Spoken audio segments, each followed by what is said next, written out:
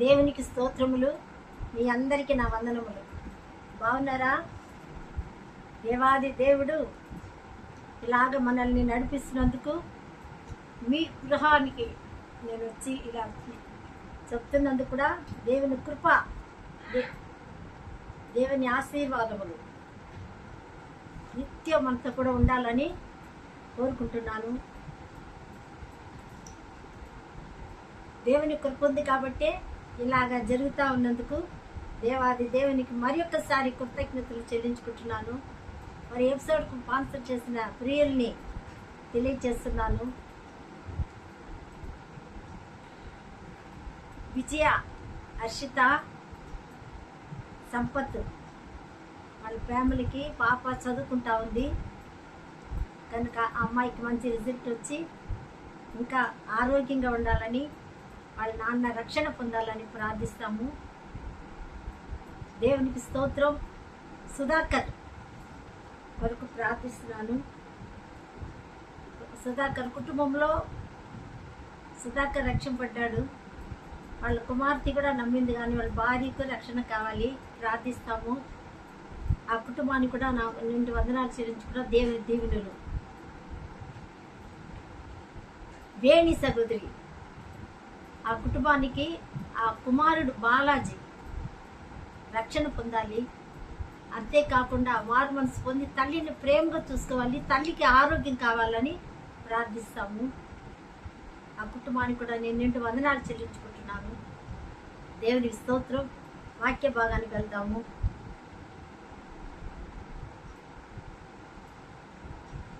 కొలస్సీయులకు రాసిన పత్రిక 1వ అధ్యాయము 27వ వచనం. అన్యజనులలో ఈ మర్మము యొక్క మహిమా ఐశ్వర్యము ఎట్టిదో అది అనగా, మీ యందున్న క్రీస్తు మహిమ నిరీక్షణకు కారణమై ఉన్నాడను సంగతి దేవుడు తన పరిశుద్ధులకు తెలియపరచగోరి ఇప్పుడు ఆ మర్మమును వారికి బయలుపరచెను. ప్రార్థించుకుందాం. దయగల దేవానికి వందనములు, స్తుతులు, స్తోత్రములు. కరుణా సంపూర్ణుడానికి స్తోత్రం. ఈ మర్మం అనే వాక్యాన్ని వివరించుటకు యోగ్యత నాకు లేదయ్యా. పరిశుద్ధుడా, పరిశుద్ధాత్మ దేవా, మీరు వచ్చి మాట్లాడమని వినువారికి మేలు కలుగునట్టు నాయనా తండ్రి ప్రభా, దయవుంచి నాకు కూడా వాక్చాతుర్యం ఇచ్చి మీరే వివరించి బోధించమని, మీరే మాట్లాడమని, మా కొరకు రక్తం కార్చి మరణించి తిరిగి లేచిన యేసుక్రీస్తు ఘనమైన శక్తిగల నామంలో సహాయం కోరతి వినయం తోడి వేడుకుంటున్నాం. పరలోకమందున మా తండ్రి, ఆమేన్. ప్రియులారా, ఇప్పుడు చదవబడిన వాక్య భాగంలో అన్యజనులలో ఈ మర్మం యొక్క మహిమ ఐశ్వర్యం అంటే 25లో మనం చూసినట్లయితే, దేవుని వాక్యమును అనగా యుగములలోను తరములలోను మరుగు చేయబడిన మర్మం, యుగములో ఈ తరములలో మరుగు చేయబడిన ఈ మర్మం కనుకే శిష్యులకు యేసు ప్రభు వారు అన్ని జనాలకు ఉపమానంగా చెప్తుంటే శిష్యులు అడిగారు. మత్తయి సువార్త 13వ అధ్యాయంలో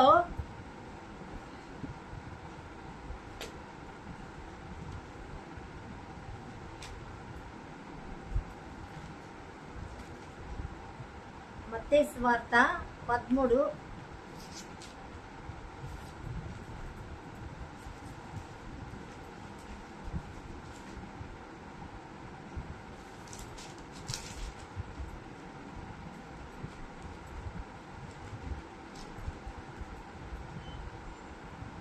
11వ వచనంలో ఇలాగ చెప్తా ఉన్నాడు. 10లో తర్వాత శిష్యులు వచ్చి, ఈ ఉపమాన రీతిగా ఎందుకు వారితో మాట్లాడుచున్నావని ఆయనను అడగగా, ఆయన వారితో ఇట్లా, నేను పరలోక రాజ్యం మర్మములు ఎరుగుట మీకు అనుగరింపబడి ఉన్నది, కానీ వారికి అనుగరింపబడలేదు. కలిగిన వానికే ఇయ్యబడును, వానికి సమృద్ధి కలుగును, లేని వానికి కలిగినదియు వాని యొద్ద నుండి తీసివేయబడును. మరియు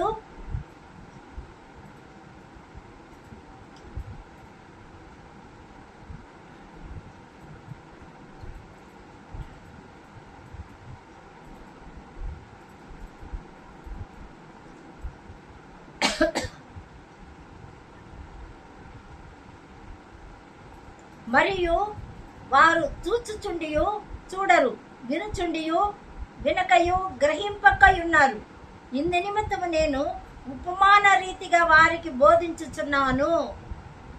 ఈ ప్రజలు కనులార చూచి చెవులార విని హృదయంతో గ్రహించి మనస్సు తిరుపుకొని నా వలన స్వస్థత పొందకుండునట్లు వారి హృదయం క్రొవ్వున్నది. వారి చెవులు వినుటకు మందములైనవి, వారు తమ కనులు మూసుకొని ఉన్నారు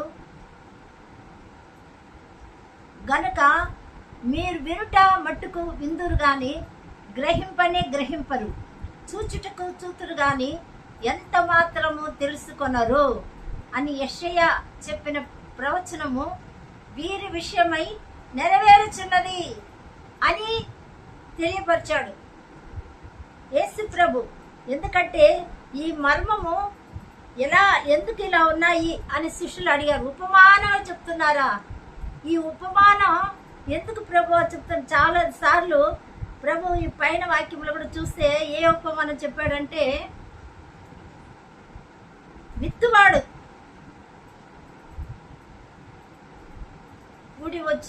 కూడి వచ్చినందున ఆయన దోణి ఎక్కి కూర్చుండెను. ఆ జనులందరూ దరిని నిలుచుండగా ఆయన వారిని చూచి అనేక సంగతులు ఉపమాన రీతిగా చెప్పాను. 13వ అధ్యాయం చదువుతున్నాను. మత్తయి సువార్త 13:2 నుంచి మొదటి వచనం నుంచి కూడా. ఎట్లనగా, ఇదిగో విత్తువాడు విత్తనం బయలుది వెళ్ళాను. వాడు విత్తుచుండగా కొన్ని విత్తనములు త్రోవ పక్కన పడెను. పక్షులు వచ్చి వాటిని మృంగివేశాను. కొన్ని చాలా మన్నున్న నేల మన్ను లేని రాతి నేలను పడెను. అక్కడ మన్ను లోతుగా ఉండనందున అవి వెంటనే మొలచెను గాని సూర్యుడు ఉదయినప్పుడు అవి మాడి వేరు లేనందున ఎండిపోయాను. కొన్ని ముళ్ళ పొదల పడెను. ముళ్ళ పొదలు ఎదిగి వాటిని అణిచివేసెను. కొన్ని మంచి నేలను పడి ఒకటి 100 ఒకటి 60 ఒకటి 30 ఫలించెను. చెవులు గలవాడు వినుగాక అని యేసు ప్రభు చెప్పాడు. అంటే ఇలా చెప్తున్నప్పుడు వాళ్ళు శిష్యులు పక్క నుండి వింటా ఉండారు. ఎందుకు ఈయన ఇలా ఉపమానంగా చెప్తున్నారే, మనకు మాత్రం అలా చెప్పలేదే అని ఆశ్చర్యపడి అడిగారు. అప్పుడు పరలోక రాజ్యం మర్మం, ఈ మర్మం ఏమంటే పరలోక రాజ్యానికి వెళ్ళే మర్మం. ఇది మర్మాలు, రహస్యాలు ప్రియులారా. యేసుక్రీస్తునందు విశ్వాసం ఉంచిన వారికి తప్ప మరి ఎవరికి మర్మము బయలుపరచబడలేదు అని కొలసీలో రాసిన పత్రికలో రాయబడింది.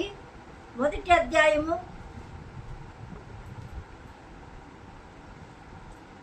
1 చదువుతాను. 1వ అధ్యాయము 15వ వచనం, 25వ వచనం. ఈ దేవుని వాక్యమును అనగా యుగములలోను తరములలోను మరుగు చేయబడి ఉన్న మర్మం సంపూర్ణముగా ప్రకటించుటకు మీ నిమిత్తము నాకు అప్పగింపబడిన దేవుని ఏర్పాటు ప్రకారము నేను ఆ సంఘమునకు పరిచారకుడనైతిని. పౌలు గారు స్పష్టంగా చెప్తున్నాడు. పరిశుద్ధాత్మ దేవుడు మాట్లాడుతున్నాడు. ప్రియులారా, అన్యజనులలో ఈ మర్మం యొక్క మహిమైశ్వర్యం ఎట్టిదో అది అనగా మీ యందున్న క్రీస్తు మహిమ నిరీక్షణకు కారణమై ఉన్న సంగతి దేవుడు తన పరిశుద్ధులకు తెలియపరచుకోరి ఇప్పుడు ఆ మర్మమును వారికే బయలుపరచను.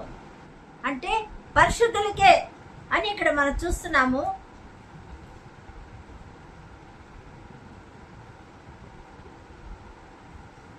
ఇంకా కీర్తన గ్రంథంలో కూడా ఒక వాక్యం చూస్తాము. కీర్తనలు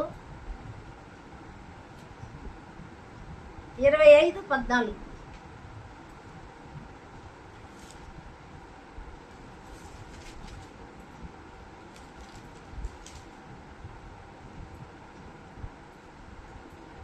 25:14 కీర్తనల గ్రంథము. యెహోవా మర్మము ఆయన యందు భయభక్తులు గల వారికి తెలిసి ఉన్నది. ఆయన తన నిబంధనను వారికే తెలియచేయును. నా కనుదృష్టి ఎల్లప్పుడూ యెహోవా వైపునే తిరిగి ఉన్నది. ఆయన నా పాదములను వలలో నుండి విడిపించును. దేవునికి స్తోత్రం. దావీదు ఎంత చక్కగా చెప్తున్నాడు. దావీదు కీర్తనలో రాయబడింది, ఆయన ఎడల భయభక్తి కలిగి ఉంటే మర్మములు బయలుపరచబడుతుంది. అదేవిధంగా మన కొలసలు చూసినట్లయితే పరిశుద్ధులకే బయలుపరిచాను అంటాడు. ఈ మర్మము వారికి బయలుపరిచాను. దేవుడు తన పరిశుద్ధులకు తెలియపరచగోరి ఇప్పుడు ఆ మర్మమును వారికే బయలుపరచను. అవును ప్రియులారా, మర్మం, పరలోక రాజ్యం మర్మం. మరి ఇంకా 2వ అధ్యాయంలో కొలసి 2:2 చూస్తే, ప్రేమ యందు అతకబడి గ్రహించుచున్నాను, సంపూర్ణ భాగ్యము కలిగిన వారై దేవుని మర్మమై ఉన్న క్రీస్తును స్పష్టంగా తెలుసుకున్న వారై మీ హృదయము ఆదరణ పొందవలనని మీ అందరి కొరకు నేను ఎంతగానో పోరాడుచున్నాను. పౌలు గారు ఎంత బాగా ఒక్కసారి దేవుని పిల్లల్ని హింస పెడుతూ, దేవుని పిల్లల్ని చంపుతూ సరసాలు చేస్తున్న ఆ సౌలు పౌలుగా మార్చబడ్డాడు దేవుడి దర్శనం ద్వారా. దేవుడు యేసు ప్రత్యక్షమైనప్పుడు ఆశ్చర్యపోయి అతను ఒక్క నిమిషంలో మార్పు చెందాడు. ఆయన వెలుగు పడితే చాలు ప్రియులారా, మార్పు చెందుతాం. ఆయన వెలుగు ప్రకాశము ఆయన వాళ్ళ మీద పడింది కనుక ఇక్కడ చూస్తా ఉన్నాం మర్మమైన క్రీస్తు. మరి మత్తయి సువార్తలో మర్మమైన పరలోక రాజ్యం మర్మంగా ఉన్నాయి. అందరికీ అర్థం కాదు, గ్రహింపు లేదు. ఎవరైతే యేసుక్రీస్తు రక్తంలో కడగబడి పరిశుద్ధులుగా ఉంటారో వాళ్ళకు బయలుపరుస్తాడు. దేవుని యందు భయభక్తి కలిగిన వారికి ఆయన బయలుపరుస్తాడు. కొన్నేళ్ళి అన్యుడే కదా, అయితే ఆయన యేసు ప్రభువుకు తెలియదు, కానీ దేవుని యందు భయభక్తి కలిగి ఉన్నాడు. భయభక్తి కలిగి మంచి పనులు చేస్తున్నాడు. అంతేగాక అన్నదానం చేయడం, ధర్మం చేయడం, మరి ప్రార్థించడం, అలాగే చేస్తూ మంచి పనులు చేస్తూ కుటుంబం అంతా ఐక్యంగా ప్రేమగా ఉండాలి. కుటుంబం అంతా, ఏ కుటుంబంలో ఇప్పుడు వేదన, శ్రమ, కష్టము, కన్నీరు, బాధనలు. అవును ప్రియులారా, కుటుంబాల్లో అశాంతితో నింపబడి ఉన్నావు. కుటుంబంలో సమాధానం లేదు, సంతోషం లేదు. అలాగ కుటుంబంలో ఎన్నో కొరతలతో ఉండి ప్రార్థన లేక, వాక్యం లేక, సంతోషం లేక, సమాధానం లేక జీవిస్తున్నాం. సాతానుడు గలిబిలి చేస్తున్నాడు. వాడికి చోటు ఇవ్వకూడదు. మనం సాతానుకు చోటు ఇస్తే వాడు లోపలికి దూరేస్తాడు ప్రియులారా, అశాంతిని ఇస్తాడు. కనుక మనము సాతానుకు చోటు ఇవ్వకూడదు. మరి ఎప్పుడైతే అసూయ, ద్వేషం, కోపం వస్తుందో అప్పుడు సాతానుడు వచ్చేస్తాడు. కనుక ఈ మర్మం, పరలోక రాజ్యానికి వెళ్ళే మర్మం దేవుడు ఎవరికి బయలుపరిచాడు? యేసుక్రీస్తునందు విశ్వాసం ఉంచి ఆయన రక్తంలో కడగబడిన పరిశుద్ధులకే బయలుపరిచాడు. రెండోదిగా యేసుక్రీస్తులో ఉన్న మర్మం, యేసుక్రీస్తును స్పష్టంగా తెలుసుకోవడానికి ఇది మరుగు చేయబడిన మర్మముగా మనం చూస్తున్నాం ప్రియులారా. కనుక దేవుడు ఇంత గొప్ప దేవుడుగా మనం చూస్తున్నాం. ఎఫెసీయులకు రాసిన పత్రికలో చూస్తాము 3వ 8వ వచనం. దేవుడు మన ప్రభు అయిన క్రీస్తు యేసునందు చేసిన నిత్య సంకల్పము చొప్పున పరలోకములో ప్రధానులకును అధికారులకును సంఘము ద్వారా తన యొక్క నానా విధమైన జ్ఞానము ఇప్పుడు తెలియపరచవలనని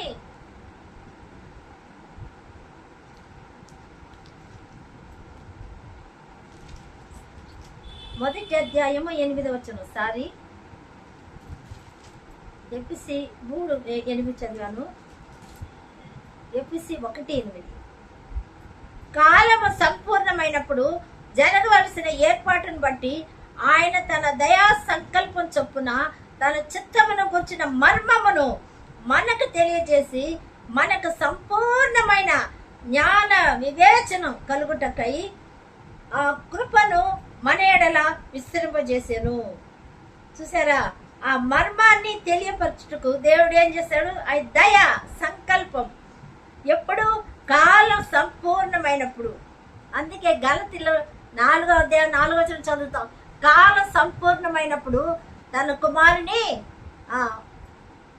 ఒకసారి చదువుతాను. గలతీ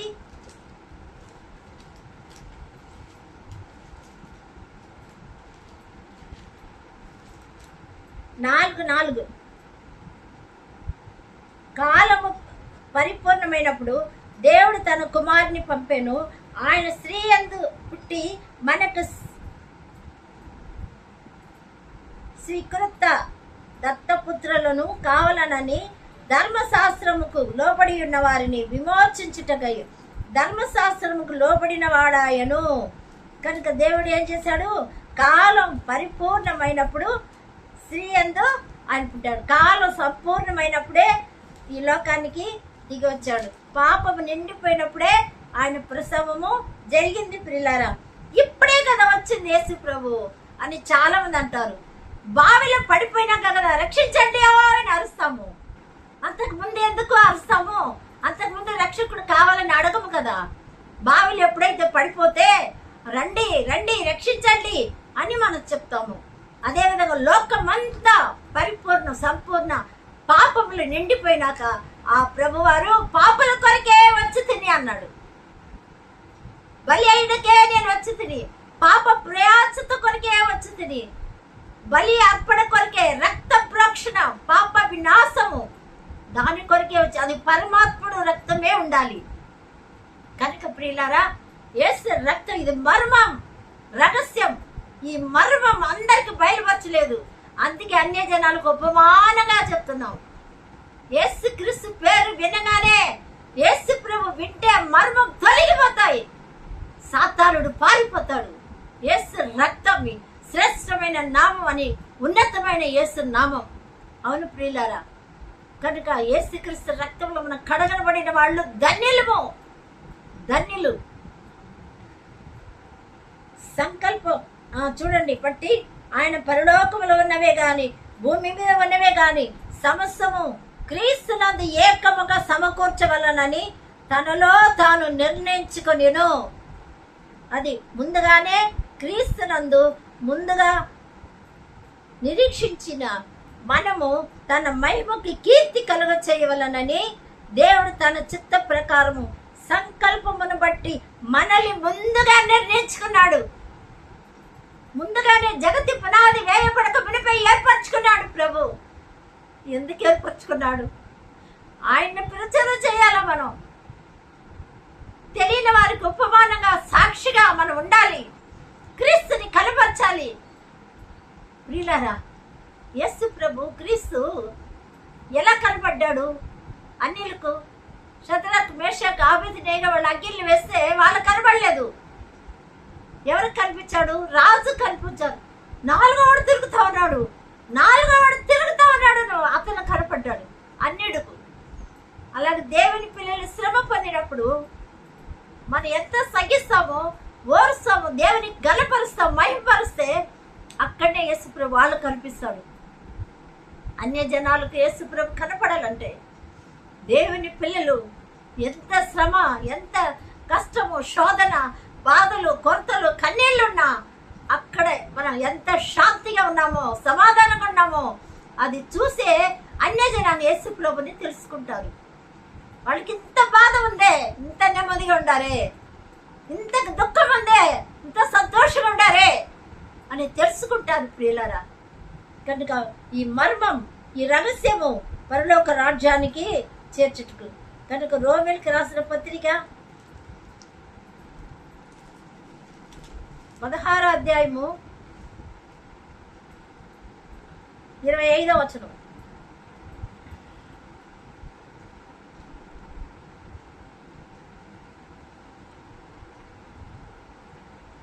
అనాది నుండి సమస్తమైన అన్యజనులు విశ్వాసమునకు విధేయులగునట్లు రహస్యముగా ఉంచబడిన ఇప్పుడు ప్రత్యక్షపరచబడిన చేయబడిన మర్మం అనాది నుండి, ఆది కాలము నుండి యుగ యుగములు ఈ తరము వరకు మరుగు చేయబడిన ఈ మర్మం, పరలోక రాజ్యం మర్మం, యేసుక్రీస్తు అనే మర్మం, ఇది మరుగుపడింది ప్రియులారా. కంటికి కనపడదు, చెవికి వినబడదు. అదే అన్నాడు ప్రభు, వాళ్ళ హృదయం కొవ్వెక్కి ఉంటుంది కనుక వాళ్ళకి వినబడదు, విని కూడా వినట్టుగా ఉంటారు.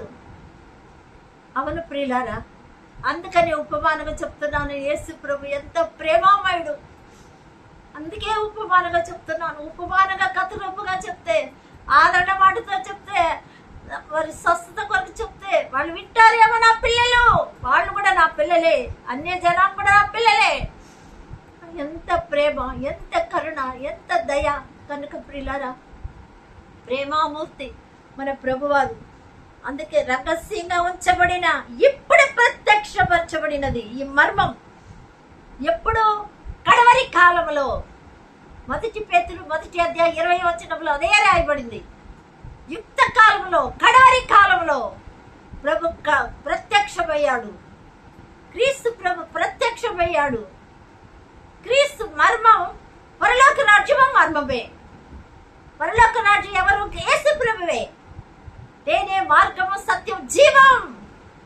జీవం నేనే, పునరుద్ధారమును, జీవమును నేనే. నా యందు విశ్వాసం ఉంచిన వాడు చనిపోయిన బ్రతుకును బ్రతికి విశ్వాసం ఉంచిన వాడు ఎన్నటికీ చనిపోడు. కొంతమంది యేసు ప్రభువును నమ్ముకుంటారు, బ్రతుకుతారు. మధ్యలో ఏమవుతుంది? అలజడి, శ్రమలు, శోధనలు, కష్టాలు, కోరిక నెరవేరలేదంటూ వదిలేస్తారు. కొంతమంది నయమైనాక, బాగైనాక విడిచిపెడతారు. అయితే ప్రియులారా, అలా విడిచిపెట్టిన వాళ్ళు మళ్ళీ మరణానికి, నరకానికి వెళ్తారు. కానీ విడిచిపెట్టకూడదు. అలా ఉండి విశ్వాసం ఉంచిన వాళ్ళే నిత్య జీవం. వాళ్ళకు మరణమే రాదు, యుగ యుగములు ఉంటారు, సదాకాలం జీవిస్తాం. ఇదే మర్మం, రహస్యం. ప్రవక్తల లేఖనము ద్వారా వారికి తెలుపబడి ఉన్నది. ఆ మర్మమును రోమా 16:27 చదువుతున్నాను. మర్మమును అనుసరించి ఉన్న నా స్వార్థ ప్రకారముగాను, యేసుక్రీస్తును గుర్చిన ప్రకటన ప్రకారముగాను మిమ్మను పరిశుద్ధపరచుటకు శక్తిమంతుడును అద్వితీయ జ్ఞానవంతుడునైన దేవునికి యేసుక్రీస్తు ద్వారా నిరంతరము మహిమ కలుగునుగాక. ఆమేన్. దేవునికి మహిమ. మీరు నమ్మితే, విశ్వాసం ఉంచితే, విశ్వాసం ద్వారా విధేయులున్నట్లు, యేసుక్రీస్తుకు విధేయులుగా, వాక్యానికి విధేయులుగా ఉన్నట్లయితే మీరు ఏమంటారు? రహస్యంగా దాచి ఉంచిన పరలోక రాజ్యం మీదే. దాచి ఉంచిన యేసుక్రీస్తు ప్రత్యక్షత మీకే కలుగును. పరిశుద్ధులకు మర్మాన్ని బయలుపరుస్తాడు. యేసుక్రీస్తు విశ్వాసం ఉంచిన వాళ్ళకు మర్మాన్ని బయలుపరుస్తాడు దేవాది దేవుడు. కనుక ప్రియులారా, మనం అలా ఉండుటకు ఏం చేస్తాము?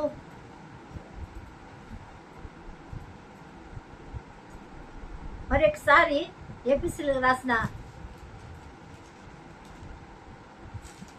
పత్రిక 3వ అధ్యాయంలో 3-4 వచనాలు చదువుకొని ప్రార్థన చేసుకుందాం.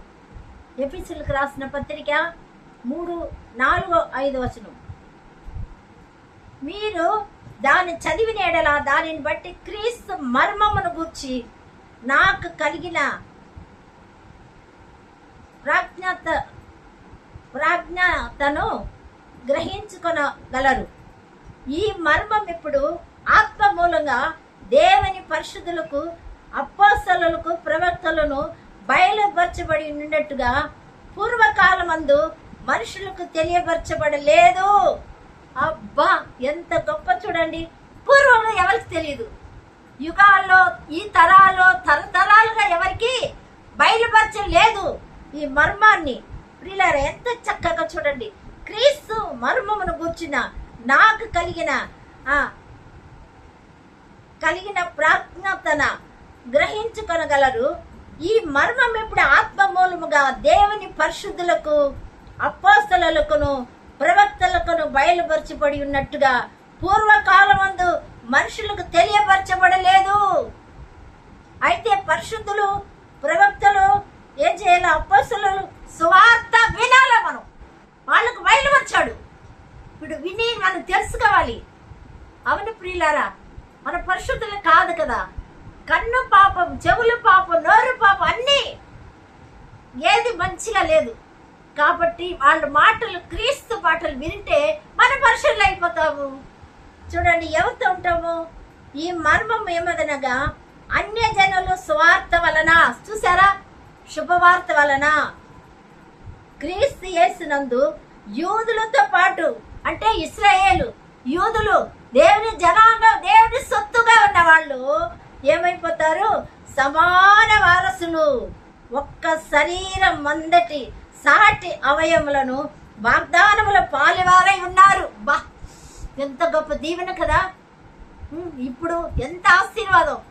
ఆయన మాటలు వింటే అలా అయిపోతాము.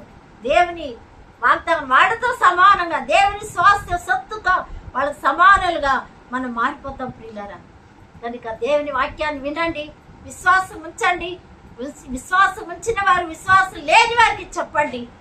దేవుడు తప్పకుండా మన కొరకు సిలువ వేయబడి, మన కొరకు రక్తం కార్చి, మరణాన్ని జయించి సజీవుడిగా లేచిన ప్రేమామూర్తి, పునరుద్ధానుడు, దేవుని శాంతుడైన యేసు ప్రభు ఈ వాక్యాన్ని మనలందరినీ ఆశీర్వదించును గాక.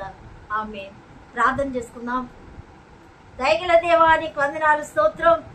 నాయనా తండ్రి, మరుగుపడిన క్రీస్తు పరలోక రాజ్యాన్ని మర్మం, యేసు క్రీస్తు అని మర్మం నాయనా మాకు బయలుపరచుటకు తండ్రి మీ రక్తాన్ని చిందించవగలు అని సిలువలయ్యా. అయ్యా, ఎంత ప్రేమమూర్తి నాయన ప్రభా. పాపములు మగ్గిపోకుండా నాయన, కులములో కుళ్ళిపోకుండా, ఆచారములు అల్లాడుతుండా మమ్మల్ని రక్షించుటకు ఈ లోకానికి దిగి వచ్చిన రాజులకు రాజా నీకు స్తోత్రములు ప్రభా. తండ్రి, చదవబడిన వాక్యం ప్రభా, ప్రకటించబడిన వాక్యాలు మీరే తండ్రి స్థిరపరచండి, నీరు కట్టి ఫలింపచేయండి నాయన. ప్రతి హృదయాల్లో క్రీస్తు రాజుగా, ప్రభుగా స్థిరపరచండి.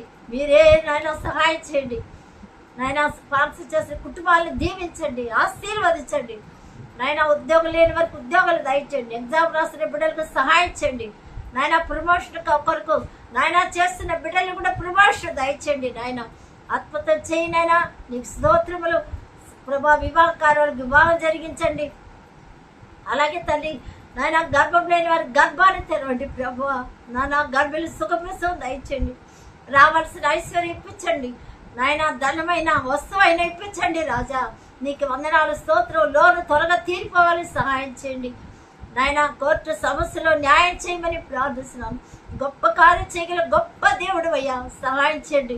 సమస్యలో, వేదల్లో, బాధల్లో, కష్టాల్లో, కన్నీరులో ఉండే బిడ్డల్ని కన్నీరు తుడిచి నెమ్మది కలుగ చేయండి. శాంతి సమాధానత నింపండి. మరణించిన గృహాల్లో నెమ్మది కలుగ చేయండి. అనారోగ్యం ఉండే బిడ్డలందరికీ స్వస్థత కలుగ చేయమని, దూర దేశంలో ఉండే వాళ్ళని దీవించండి.